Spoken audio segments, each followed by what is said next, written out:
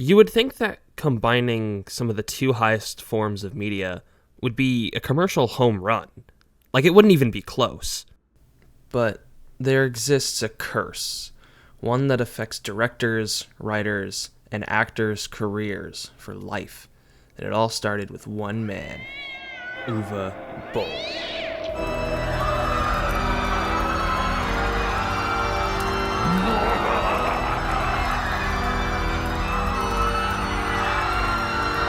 Alright, I was exaggerating. Only a little, though.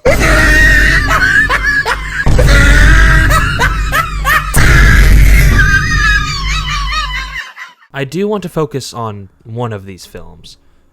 One that I have a personal grudge against, because it misses the point of the original series so hard. I mean, it can't be that bad, right? This is an atrocity of a film, and its existence makes you want to riot in the street. Okay. Take me up the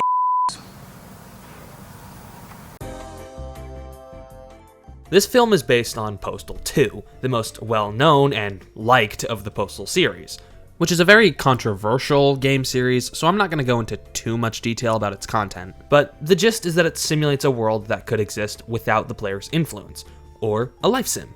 Most games would have linear goals with one path or a correct way to beat it. Postal instead gives you tasks that you can complete in any way, while adding challenges to keep the player on their toes. In one mission, for example, you need to cash in a check at a bank, and you could, like a normal person, walk up and wait for your turn in line, and so on. But that's boring. And we here hate being boring, so instead of being civil, hop onto the roof, find a stick of dynamite, kick the window roof open, hold everyone in the bank hostage, and rob the bank. Now, there's police trying to your rescue, so you could engage in the firefight, stealth your way out, or, use that dynamite you found earlier. There isn't a right way to play, and it challenges the player by testing their knowledge of game mechanics rather than just their skill with weaponry. It's fun to engage with the world, and also just mess around.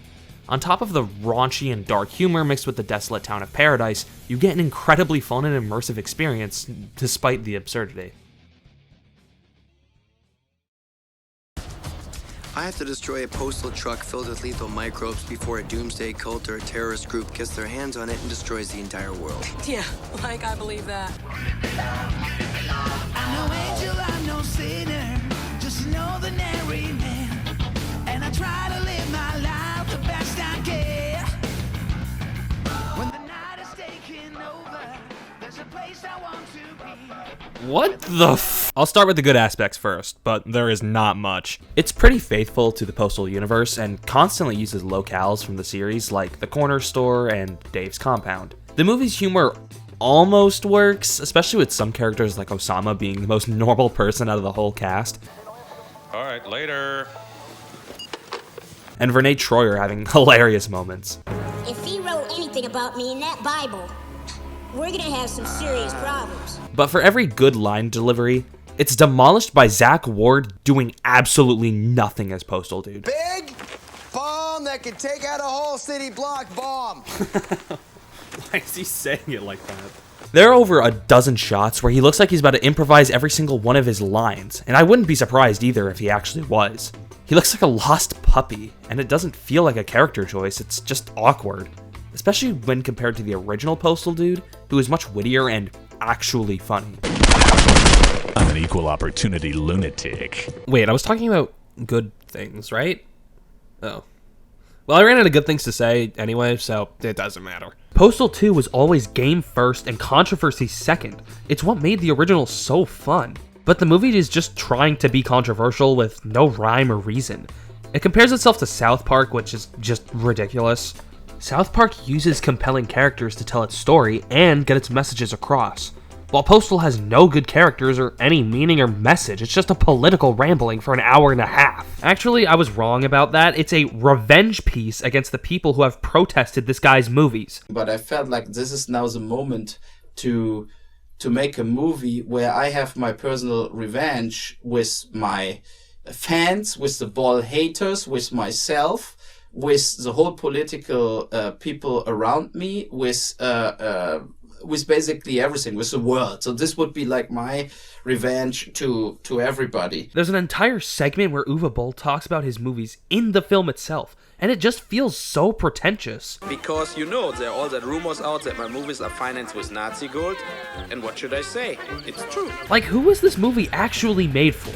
This movie just doesn't work. It's incoherent and wastes a concept that could have worked in the hands of someone competent. Now let's see where that attitude got the movie in terms of sales.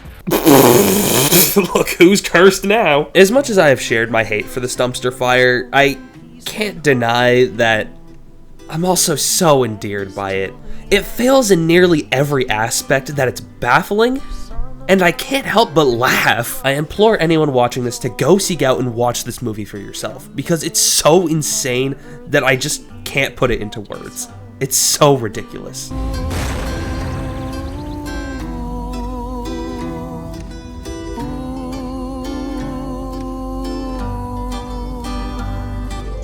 Pebbles cast into the sea, hands without love, ripple to a tidal wave, swelling to a flood.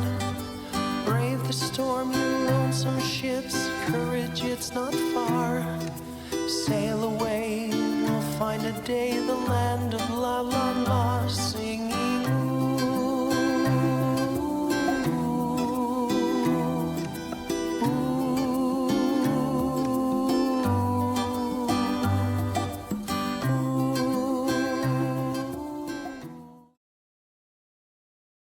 Hi there, would you like to sign my petition?